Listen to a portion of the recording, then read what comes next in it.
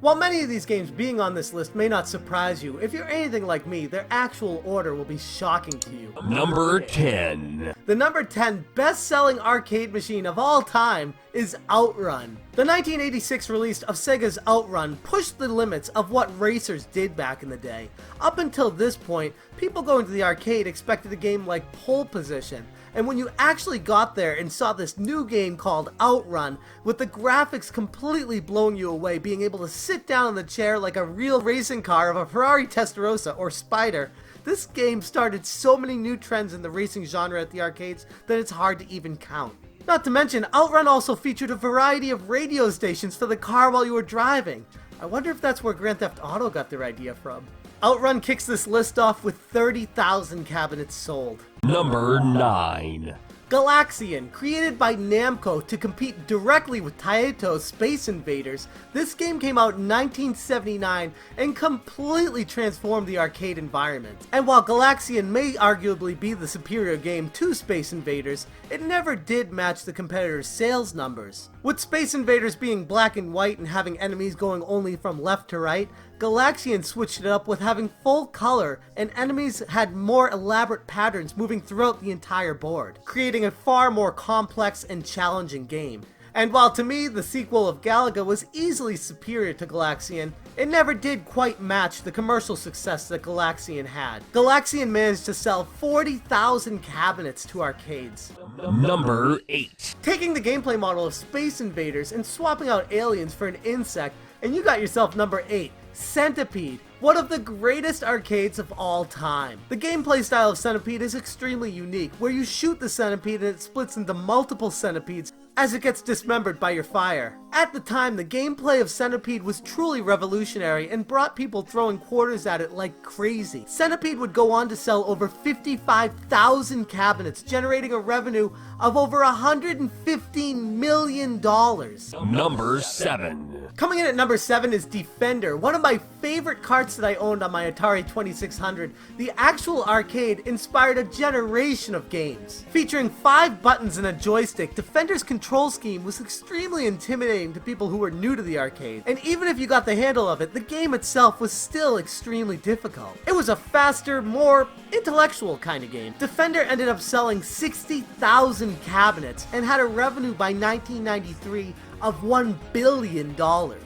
Number 6. Coming in at number 6 is the original Asteroids. This game was a more complex take on Space Wars and Space Invaders, and was a gigantic step in the right direction for the competitive space shooter genre. The game featured a far more sophisticated movement system than Space Invaders, and utilized the momentum of the spaceship incredibly well for the time. Asteroids ended up selling an estimated 100,000 cabinets. Number 5. What do you do when you're a company making money hand over fist, but it's all dudes at the arcade? Make a female version of a game. That's where Miss Pac-Man comes in. Miss Pac-Man wasn't just a reskin of Pac-Man, it added 4 new maze designs and improved the Ghost AI. This resulted in Miss Pac-Man being considerably far more challenging than the predecessor, and players couldn't just simply memorize the patterns of the ghosts like they did in Pac-Man. And when all was said and done, Miss Pac-Man ended up selling an estimated 125,000 units. Number 4. Anyone who grew up playing arcades back in 1982 certainly recognizes that tune. And I cannot emphasize enough how important Donkey Kong was to video games in general. Not only did Nintendo's popular arcade pretty much invent the platforming genre, it also helped Nintendo break into the American gaming market. The first game created by legendary designer Shigeru Miyamoto, and of course the first appearance of Jumpman, or as we know him now, Mario. Donkey Kong ended up selling an estimated 132,000 cabinets. Number 3. Alright, we've reached the top 3, and for a lot of you, you may feel like I'm cheating when I say this, but for number 3, it's Street Fighter 2. If you count Championship Edition combined with the original.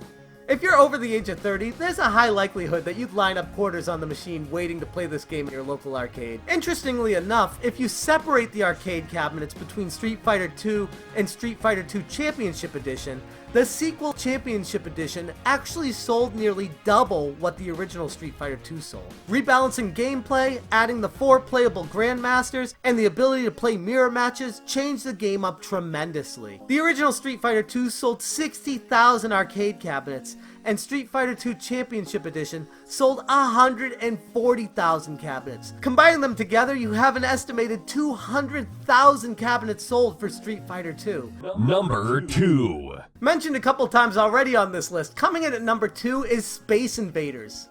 One of the earliest arcade releases, and one that is often credited with kicking off the golden age of arcade. This is one of the cases where being the first to something actually means everything, as many games would come and use the formula of Space Invaders, improve it tremendously, and still not find a way to outsell the original Space Invaders. And it's by no means a stretch to say that the original Space Invaders is one of the most important video games ever made. Numerous game designers, including Shigeru Miyamoto and Hideo Kojima, have cited it as a title that got them interested in video games. Space Invaders sold a whopping 360,000 cabinets. Number 1. We've reached number 1, and if you've been paying attention to the other 9, you pretty much can assume what number 1 is on this list. And if you haven't guessed it by now, here it is. Pac-Man. Pac-Man has devoured more quarters than any other arcade game in history, totaling over $3.5 billion in quarters by 1990. Released in 1980, Pac-Man was gaming's first true mascot. And while the sequel of Miss Pac-Man would improve on a number of factors, it still couldn't overtake the original champ of Pac-Man. Pac-Man sold an insane 400,000 cabinets, one of the biggest cultural phenomena of the 1980s, and stands as one of the most important video games ever created. And not only was it great then, it's also awesome now. You can still pop Pac-Man in, play it on any system you got, and have just as much of a blast now as you did back then. It truly stands the test of time. So there you have the top 10 selling arcade cabinets of all time. Did this surprise you at all? Were you expecting some different games on this list? Let me know down in the comments section below, and as always, thank you guys so much for watching. Have a good one.